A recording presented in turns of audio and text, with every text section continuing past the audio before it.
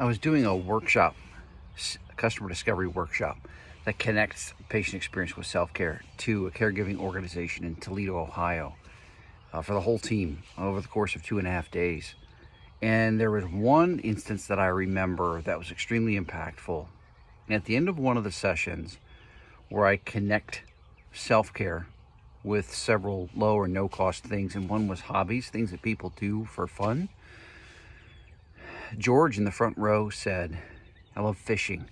Fishing is the thing that I enjoy. I don't even care if I catch anything. I just want to get out there. It's peaceful, it's quiet." And he said, "That's what puts energy back into my bucket." And then he said something that I've never forgotten. He said, "But sometimes I feel a little guilty because I'm the only one that benefits from it." And I find that to be so true about people who are excellent caregivers, is that they undervalue how important it is to take care of themselves, to put energy back into their bucket. It's because they genuinely care for others more than themselves. They think of others first. That's why they're so good at being caregivers.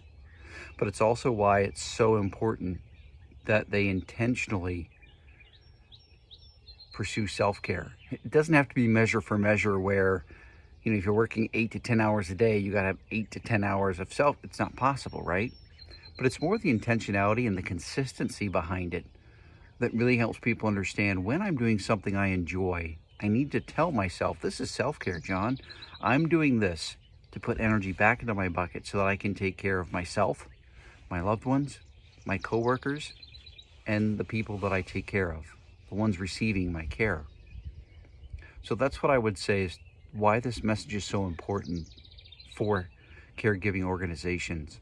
They need to be reminded of how important it is to do this so they can be the best version of themselves.